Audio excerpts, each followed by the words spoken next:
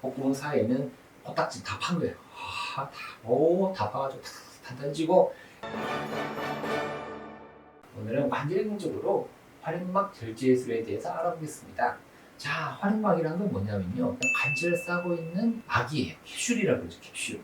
모든 관절은 캡슐이 있어요. 이게 없으면 이 관절이 이루어지지 않고 그냥 다 터져버리겠죠. 주머니예요. 관절의 주머니를 우리가 활액막이다 라고 하는데, 이 활액막이 생각보다 염증이 잘 생겨요. 그러면은 뽀글뽀글하게 막 빨간 것들이 생기고 이게 부풀어 올라요. 염증이 생긴다 그러죠. 그래서 활액막염, 활액막 염증이라고 그러거든요. 활액막 결제술이다 라고 이야기를 합니다. 뭐 때문에 이렇게 이야기하냐 그러면, 연부조직에는 몰랑몰랑한 조직인데 이것이 여기 이런 데 끼어요. 여기도 끼기도 하고. 그래서 활액막은 이렇게 관절을 싸고 있죠.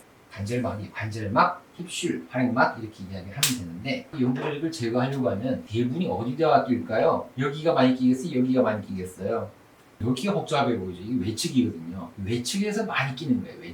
외측에서 많이 낀다. 내측에서는 많이 끼지는 않는다라고 이야기를 하죠. 대분 여기입니다. 대분 잭은 여기가 목적이에요. 여기가. 근데 내측도 같이 해줘야 되거든요. 그래서 이 활액막 절제술은요, 상당히 안전한 술기예요. 좀 피가 나게 되면 피 좀 잡으면 돼요. 엄청 쉬운 수술이다 라고 이야기를 하죠. 그래서 이제 외측을 제거하려고 하면 어떻게 해야 될까요? 여기서 보면 잘 안 보이겠죠. 등잔 밑이 어둡다고 잘 안 보이거든요. 외측을 보려고 하면 내측으로 옮겨갑니다. 내측에서 바라보는 거죠. 관절경을 내측으로 넣어서 여기를 보면 잘 보이겠죠. 기구는 이쪽에서 넣어야 돼요. 회전하는 그런 기구가 있습니다. 쉐이버라는 기구를 이쪽에서 푹 찌르고, 여기서 보면서 넣어서 이렇게 쭉쭉쭉 제거해주면 간단한 거죠. 이렇게 움직이는. 이렇게 굴고 하게 되면 경골과 그골 사이에 포착되는 연부조직이 느껴져요. 보이고, 이거를 제거해주다. 대부분은 외측이다 라고 생각하면 되겠죠. 내측 보려고 하면은 움직여가지고 이쪽에서 보고 제거를 해주면 되거든요. 외측 연부조직을 제거할 때는 AITFL이라는 게 있어요. 전하방 경비인대.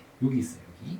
이쪽에 지나가는 인대가 있는데, 요게 생각보다 또 끼기도 해요. 요게 밑으로 내려와가지고 끼게 되면 요것도 제거해줘야 돼요. 여기만 제거하는 것이 아니라 요 위로 요까지 제거를 해주자. 전하경비인대가 충돌의 원인이 될 수도 있더라. 그러면은 같이 제거해주면 됩니다. 여기도 제거, 여기도 제거. 자, 그럼 어쨌든 내측도 제거해 주려고 하면 어떻게 해야 되겠죠? 외측으로 와서 제거를 해주게 되는데, 이 발목 관절을 이제 굴곡 신전시켜가지고 다 보는 거예요. 잘 되는지, 혹시 걸린 게 없는지 다 보면서 외측과 내측을 다 제거해 주게 되면 포착 부위가 다 없어지는 거죠. 보통 외측만 하게 되면 내측을 섭섭하게 놓치게 되거든요. 꼭 내측도 같이 해주자라고 생각하셔야 돼요. 그리고 또 그러면 외측, 내측만 하게 되면 앞쪽은 어떻게 하느냐? 앞쪽도 해줘야 되는데, 앞쪽은 조심하셔서 하셔야 됩니다. 왜냐하면 앞쪽으로는 신경이나 혈관 다발이 지나가기 때문에 너무 앞쪽을 막 하게 되면은 당장 손상을 주거든요. 조심조심해서 지방 조직이나 염증 조직을 제거해 주면 되겠습니다. 그러면은 뒤쪽은 어떻게 하냐? 뒤쪽은 보기 좀 까다로워요. 이쪽에 걸리거든요. 여기 경골에 걸리고, 여기 또 거골에 걸리거든요. 적절하게 좀 당겨줘야 돼요. 적절하게 좀 쭉 당겨주는 신년이라고 해요. 신년 디스트랙션 할 때 좀 당겨주게 되면 관절 중앙을 좀 지나갈 수 있어요. 관절경이 사이에 쑥 지나가다 보면 뒤가 보여요. 후반부에 쑥 들어가게 되면 뒤를 볼 수가 있습니다. 또는 아예 그냥 뒤쪽에다가 우리 관절경 입구를 뚫어서 보기도 하는데요. 간단하게 보려고 하는데 뒤쪽 뚫을 필요는 없거든요. 처음부터 목적이 뒤쪽이라 그러면 뒤쪽 포탈, 관절경 그 구멍을 뚫어야 되지만, 그냥 간단하게 볼 때는 그럴 필요까지는 없겠죠. 쑥 넣어서 당겨서 한번 확인만 하면 되겠죠. 그런데 만일에 외측 인대가 안 좋더라. 발목 인대가 외측이거든요. 전거비인대, 종비인대. 여기가 발목 불안정성이 있더라라고 한다 그러면은 어떻게 해야 될까요?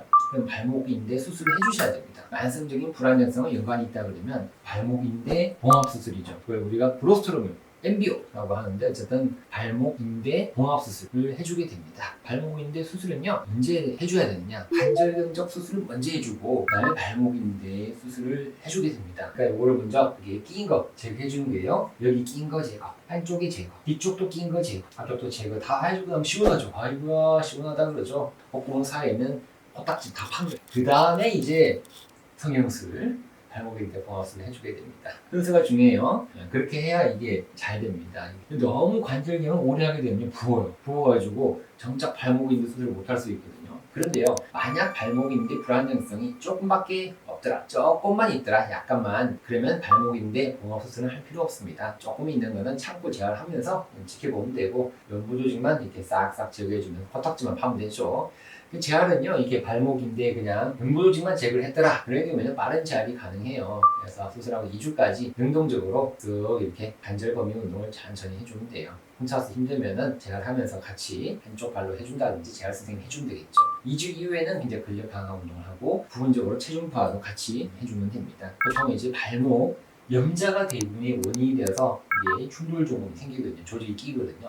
완전한 근력과 기능이 회복될 때까지는 근력 강화 그리고 또 고유 수용성 감각 회복을 위해서 물리치료, 도수치료 그런 것들을 꾸준히 해줘야만이 발목 염자가 좋아지겠습니다. 결론 이야기하면 가벼운 발목 염자는 인대 수술을 안 한다. 근구조직만 제거해주면 된다. 근데 발목 인대가 불안정하더라. 그러면 관절경적으로 먼저 코딱지 다 파고 발목 인대 보호 수술을 해주면 된다. 라는 것이 요약이 되겠죠. 이해되셨습니까? 자, 여기 조그만 영상 준비한 게 있습니다. 보고 오실게요. 활액막 결제술은 이렇게 한다 그랬죠. 관절경으로 이렇게 내측에서 보면서 바깥쪽에서 이렇게 기구를 사용해서 제거를 해주면 됩니다. 자, 이렇게 활액막 결제술이에요. 빨갛게 좀 부어있고 딱딱해 보이죠? 이 녀석 제거해 줍니다. 시원하죠? 자, 이것도 안 좋아 보여요. 활액막이 뻘겋고 달아오르게 되면 염증이 생겨서 아파요. 끼어가지고 포착되어 있다. 요거 제거해 줍니다. 활액막 결제술. 시원하죠? 이런 것도 뭐가 끼어 있어요. 요거 제거해 줍니다. 시원하게 제거됐습니다. 자, 이런 것도 뭐가 좀 안 좋아 보이죠? 하얗고 뭐 너블너블거려요. 시원하게 제거해 줍니다. 시원하게 제거됐죠? 자, 이건 많이 좀 안 좋아 보이는데요. 물러물거립니다. 그런 걸 요거 우리 쉐이버 기구예요. 요걸 사용해서 끼인 거를 다 제거해 주는 과정이 되겠죠. 자, 이거 왜 안 좋은데요? 너블너블거리고 이거는 이제 다 제거해 줘야 돼요.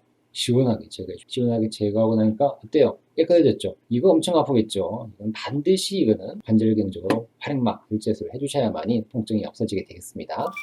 자, 영상 보니까 어떠세요? 다 이해되셨죠? 발목 활액막 결제술 끼인 거 정리해주면 되는 간단한 수술이 되겠습니다. 이 영상 마음에 드신다 그러면 좋아요와 구독을 눌러주시면 감사하겠습니다. 오늘도 건강하고 행복한 하루 되십시오. 안녕히 계십시오.